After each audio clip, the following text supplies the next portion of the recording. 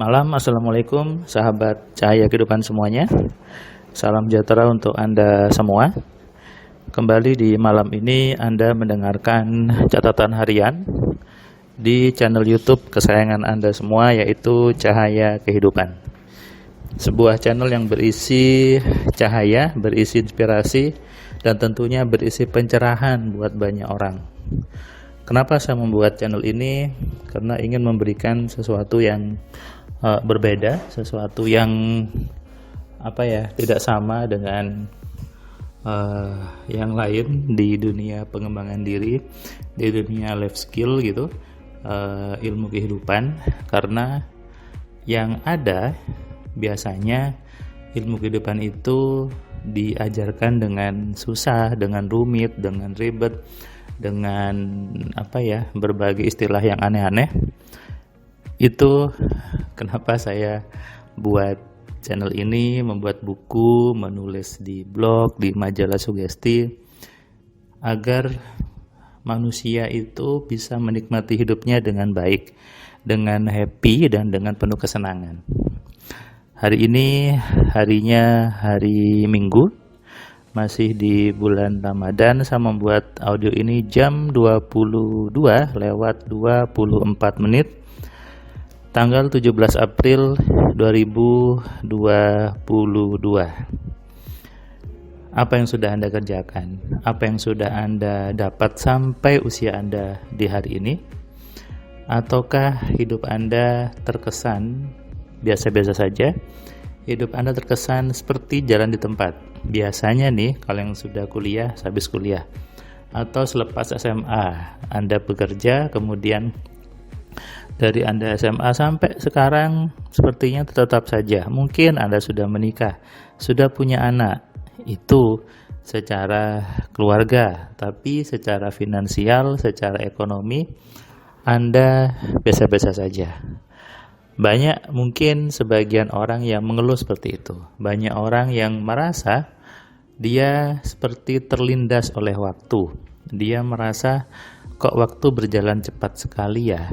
Dia sudah umur 30, 35, 40, 45, tapi dia merasa bahwa kok saya belum punya mobil, saya kok belum punya rumah, saya kok belum bisa di teman saya gitu.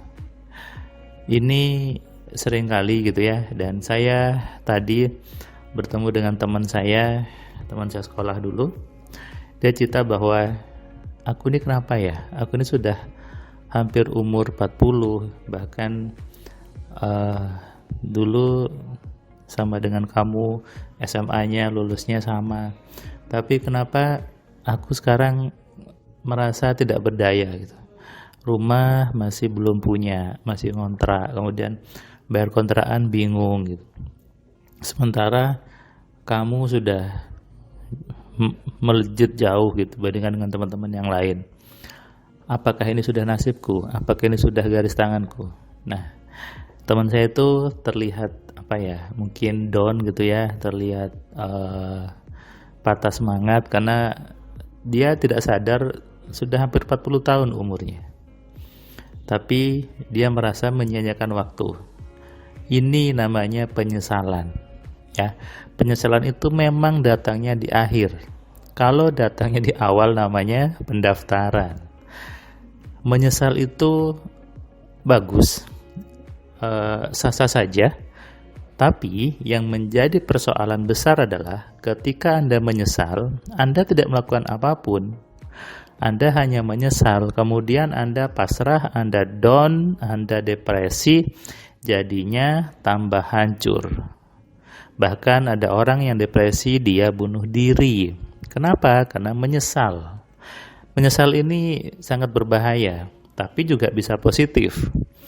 Menyesal lalu dia menjadikan penyesalan itu sebagai batu pijakan, batu untuk melompat lebih tinggi lagi. Sehingga dia bergerak lebih tinggi daripada yang sebelumnya. Tapi kalau Anda kemudian ketika menyesal itu jadi down, kemudian jadi nggak ada semangat, maka percuma saja. Ini tadi yang saya berikan ke kelas AMC online hari ini. Tadi ada peserta dari Ponorogo, dia merasa bahwa saya sudah tua, Mas Firman, sudah umur hampir 50, tapi saya merasa gagal di hidup ini.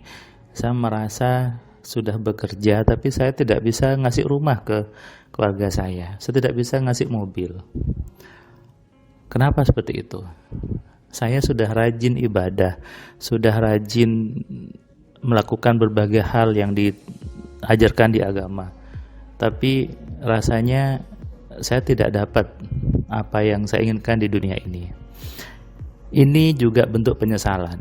Dan tadi ketika saya memberikan kelas AMC-nya, saya ajak ngobrol Paknya, materi demi materi, dia pun sadar, oh iya, saya memang tidak minta sama Tuhannya.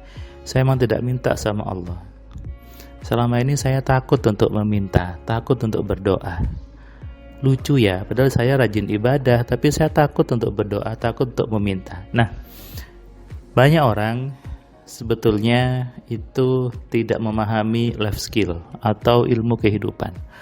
Banyak orang sibuk mikirin ilmu tentang manajemen, ilmu tentang marketing, ilmu tentang ya yang bukan life gitu ya, bukan tentang kehidupan. Padahal yang harus menjadi dasar utama adalah bagaimana ilmunya itu punya skill, punya ilmu untuk menjalani hidup dengan baik. Ilmu menjalani hidup itu berarti ilmu menggunakan pikiran. Kenapa? Karena hidup manusia itu bermula dari pikiran dia sendiri.